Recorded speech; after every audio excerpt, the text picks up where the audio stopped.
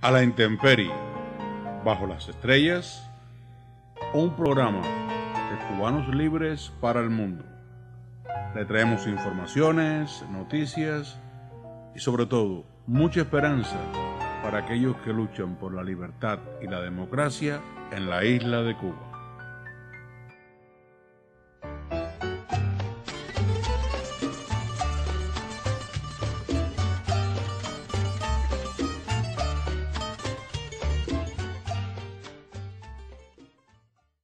Hoy comenzamos una nueva serie en este programa, una serie que va a ser puesta por lo menos una vez al mes, intercalando con los programas de actualidad. Esta serie va a tratar sobre la historia de lucha en este largo siglo en contra de la tiranía por el rescate de las libertades en Cuba. Y con nosotros está un testigo de excepción, protagonista de muchos de los hechos que vamos a narrar, y además un periodista y un historiador con un tremendo archivo y un conocimiento de esta historia de lucha inigualable. Me refiero a Tito Rodríguez Holman, que hoy ha hecho el favor de estar con nosotros para hablar en este primer programa de esta serie, y que hemos querido titularlo La extraña muerte de Manuel Artimes. Yo quisiera empezar para que las nuevas generaciones que poco conocen de esta lucha y de los personajes fueran sabiendo a quién nos referimos. Tito, sería interesante que tú explicaras brevemente para que los televidentes tuvieran una idea de quién estamos hablando, porque muchos de los que vienen a Cuba, sobre todo los que vienen en este intercambio cultural de una sola vía, creen, porque van al Teatro Manuel Artimes, que Manuel Artimes era un artista o era un cantante o era algo de eso. No, desconocen completamente la historia de este hombre, que fue posiblemente, pudiera haber sido casi el antifidel de su época, un hombre tan importante en la lucha, un tremendo orador, un hombre que fue tan importante que llegó a ser lo que los americanos llaman el Golden Boy, o sea, el niño mimado de la CIA. Sí.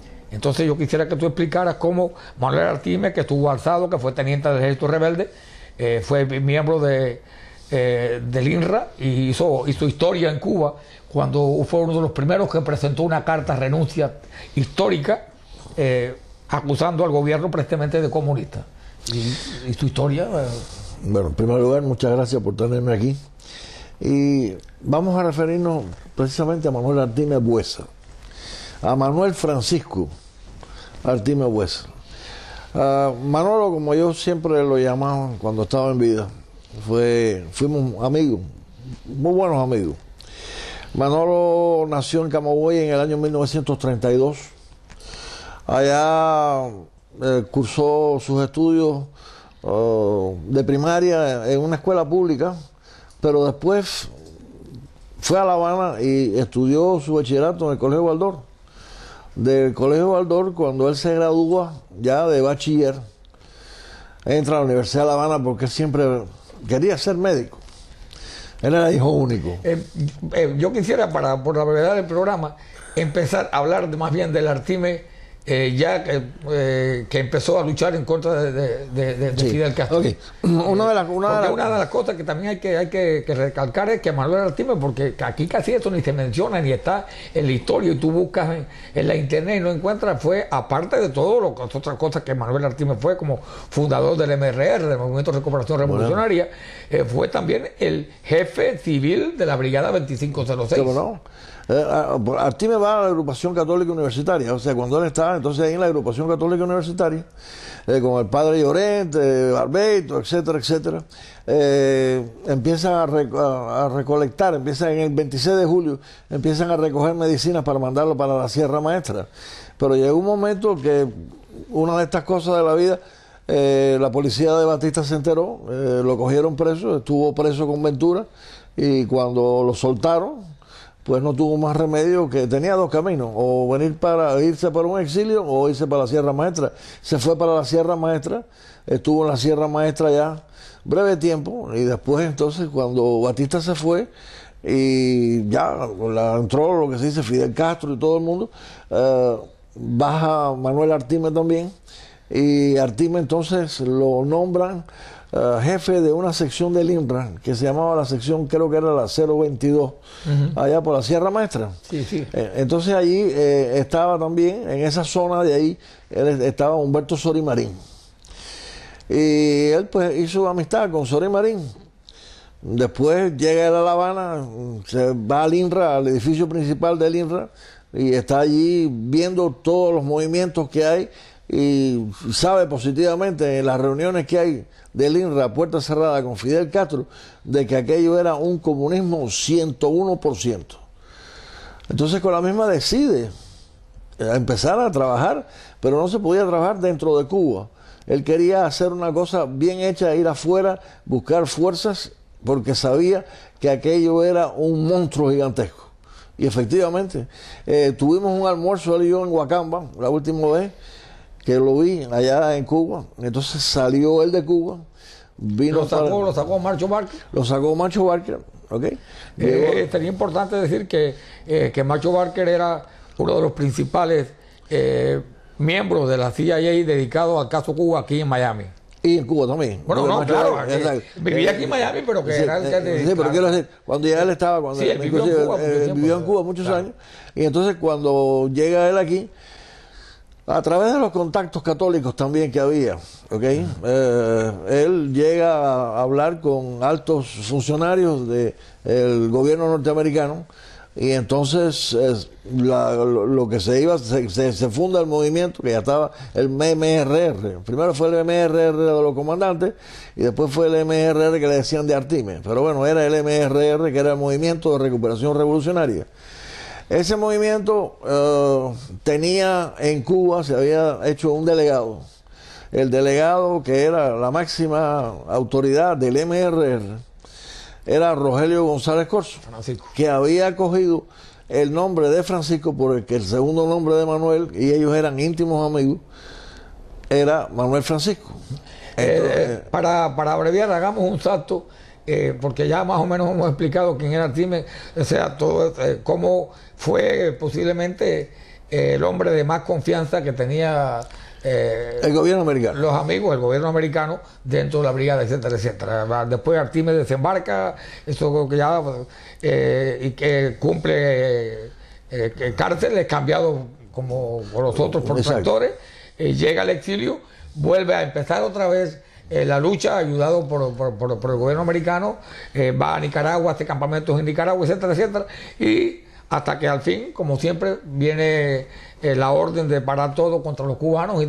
Entonces vamos a saltar ya al Artime, que viene acá, que revalida su título que no puede casi ya hacer nada más activamente porque le han cortado a la sala, los que lo habían apoyado todo el tiempo. Revalida su título, pero sigue siendo el enemigo de Fidel Castro, que no perdona, y de esta gente. De doctor en Nicaragua, y si digo algo que esté equivocado me corrige, porque yo no sé tanto como tú de ese caso. Y tengo también entendido que revalida su título de doctor aquí en Estados Unidos y empieza a ejercer aquí en la calle 8 en una calle. Entonces lo extraño que ocurre es esto: un hombre que es doctor preparado, de repente en plena juventud no se da cuenta que tiene un cáncer. Cuando le descubren el cáncer, según yo tengo entendido, y tal vez esté equivocado, unos días después que se lo descubre, entra al hospital y se muere en el mismo hospital. O sea que hay una analogía entre esa muerte, por ejemplo, y la muerte de Jorge Mascanota, otro enemigo de Fidel Castro.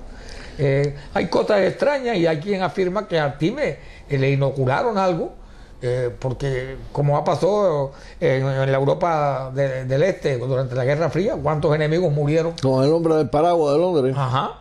El caso del paraguas. Entonces yo quisiera que habláramos de eso, de la extraña muerte de Artime. Bueno, Artime vendía carne, y así se buscaba la vida, y estudiaba para poder hacer la rivalidad. Rivalidó, le pudo sacar el título de médico aquí, la licencia de médico. Y entonces se estableció en una consulta en la calle 8, por allá por la 8 y la 10 y pico más o menos. Artime era una persona, era un cubano, como se dice, decimos, muy campechano. Él salía, iba a tomar café, hablaba con todo el mundo y fumaba mucho. Entonces yo una vez estaba hablando con él ahí en la calle 8 y íbamos a comprar cigarros, porque a mí se me había acabado, yo fumaba en aquel entonces y él también. Y él se pasó a un individuo que él conocía, oye, me fulano, dame un cigarro. Y coge así y le digo, ven acá, Manolo, tú le pides un cigarro a este individuo. Y dice, bueno, yo lo conozco porque está en la cafetería. Digo, chico, yo no creo que tú deberías estar pidiendo nada, porque la cabeza tuya, inclusive te pudieran inocular cualquier cosa. Dice, ay, chico, no veas fantasmas donde no hay. O sea, ese era Manolito Artime. Un día, él vivía en el Norris, se sintió mal en la consulta, y entonces se fue para el antiguo American Hospital, ahí en Bell Road. Cuando llegó allí, ahí estaba pues uno de los compañeros de él, Mayito Albezú, que era oncólogo. Lo miraron, le hicieron una serie de pruebas y el resultado fue un cáncer terrible en el páncreas, cáncer pancreático que es mortal. Claro. Se lo dijeron a él. Y él no había sentido nunca nada antes. Absolutamente nada. Entonces se lo dijeron a él, entonces él me llamó a mí por teléfono y él se quedó ingresado ya ahí en el hospital. Entonces yo lo fui a ver a él y eso fue al día siguiente de estar ingresado. Y me dijo, ya yo sé que me voy a morir y me queda poco tiempo. Yo lo que tengo es que quisiera es preparar una cosa para ir a acabar yo personalmente con Fidel Castro. Le dije, pero mira, Manolo, estate tranquilo, vamos a ver cuál es la situación. Pero no, sencillamente Manolo estuvo en eso hasta que por fin se debilitó, pero la depauperación física de él fue una cosa tan violenta que por día él perdía facultades físicas, no mentales. Claro. Y llegó un momento que entonces él, sí, lo único que él salió del hospital fue para dejar los papeles de lo que él tenía, a toda su familia, etcétera, y una carta a sus hijos. Y volvió otra vez al hospital. Y recuerdo que el día ese que Artime murió, yo había llegado a mi casa cuando dieron la noticia por radio. Ya yo me iba a bañar, me volví a vestir otra vez, yo vivo cerca de ahí. Fui allá y me encontré a Mayito Albezú y a otros médicos ahí, compañeros de él que estaban llorando. Y entonces entré al cuarto y lo vi, lo destapé, pues estaba tapado. Y de ahí entonces pues Guilló y otras personas que del MRR fueron a la funeraria Rivero a hacer los arreglos. Yo fui con ellos y entonces se ve lo importante. Había sospechas entre los compañeros, entre ustedes. Ahí viene la cosa. Después que se rumoró de que Artime había sido envenenado a través de una sustancia que se llama el racing, que ese era el que usaban los soviéticos para matar a la gente en Europa, los defectores, etcétera, etcétera, la gente que le molestaba. Entonces el velorio y el entierro de Artime fue el entierro más grande que hubo aquí. Artime lo velan ahí, lo entierran en Woodland. ¿Le hicieron algunas pruebas, autopsia, algunas pruebas? No se le hizo nada. No se le hizo autopsia a Artime. Lo que se es el certificado de función, el cáncer pancreático mortal, no sé qué cosa, sarcoma, lo que fuera. Y entonces cuando... O sea que a pesar de esta sospecha, no se le hizo ninguna prueba. No se le hizo nada.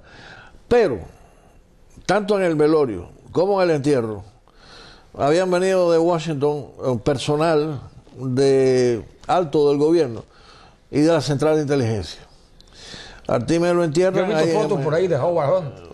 Sí. Allí en el entierro. Sí, él estaba. Y también, ahí. Claro, de Macho Barker también. Estaba ahí, estaba Félix Jiménez Rodríguez y había otra serie de personas que no se dejaron retratar. Claro. Porque yo fui que saqué los retratos, todos los retratos, todos de ahí. Y ellos no. Que no lo vamos a tener en este programa inéditas, fotos inéditas por primera vez que te van a publicar. Exacto, él en la caja, todo. Entonces, cuando él lo entierran, después entonces viene la situación de que esa noche, y no hay prueba de eso, se saca el velorio, los americanos sacan el sarcófago, y cierran otra vez la cripta donde él estaba y se lo llevan para Washington. Se lo llevan para Washington. Se lo llevan para Washington en un avión y allí supuestamente le hacen autopsia, las pruebas que hay.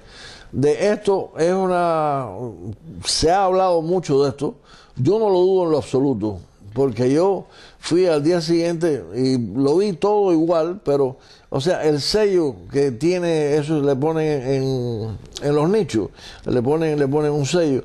Era un sello que estaba fresco también. Y el sello después de 24 horas se pone duro. Y estaba fresco. No se sabe si a él le hicieron la autopsia o si se lo hicieron aquí o si se lo llevaron para allá, para Washington. Eso no se sabe. Claro. Pero lo que sí era que los americanos tenían mucha sospecha de que Manuel Artime Buesa lo mandó a matar Fidel Castro, y en una de las situaciones, a lo mejor en un cigarro, en una comida o en algo, le ingerieron un veneno que lo mató en un cáncer pancreático, que es típico, es muy típico del el veneno del ricin ese. Sí, yo recuerdo haber leído hace muchos años que los búlgaros eliminaron unas cuantas enemigos del régimen usando ese veneno. Ese veneno, lo hacían ellos. Era una cosa que la gente se moría en 10, 15 días. Eso fue lo que duró Artime, más o menos, 10 o 15 días, y no tuvo chance de nada. O sea que las sospechas que mucha gente tiene no se han podido comprobar, pero hay muchos indicios que conllevan a que Artime fue otro de las víctimas de la venganza de ese hombre que no perdona a nadie, que a pesar de que aquí hay mucha gente que quieren que hagamos borrón y cuenta nueva, ellos sí no hacen ni borrón ni cuenta nueva. No, ellos lo que hacen es que nos borran a nosotros, eso sí, sí, así nos borran. Eso sí lo hacen ellos. Una de las cosas que tenía Manuel Artime, aparte de su valor personal, que fue a la invasión personalmente, etcétera, era un individuo que tenía un poder de oratoria muy grande. Era un individuo que es lo que tú dices, el anti-Fidel, pero del lado positivo, del lado bueno para la República de Cuba. Y Fidel vio en Manuel Artime no solo un enemigo, digamos, bélico, sino el enemigo ideológico y el enemigo con la capacidad de poder convencer a un pueblo cuando coge un micrófono en la mano, teniendo la razón. Y eso no se ha dado aquí en el exilio, ni se da en muchos lugares. Un individuo como Manuel Artime Buesa, que tenía esa capacidad natural. Sí, yo creo que se podía estar de acuerdo con sus posiciones políticas o no, pero hay que reconocer que era de verdad el antifidel completo de aquella época. Y eso yo no lo perdono. Así que creo que nos queda poco tiempo.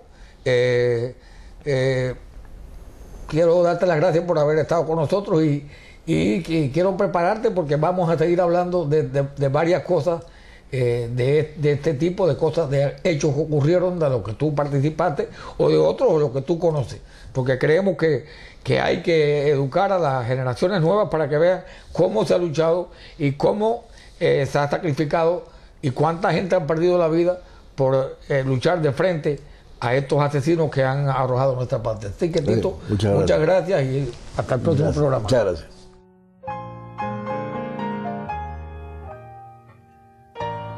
Gracias por estos minutos de contacto. Esperamos que le haya gustado nuestro programa de hoy. Nos despedimos deseándole bendiciones para todos ustedes y para Cuba Libertad.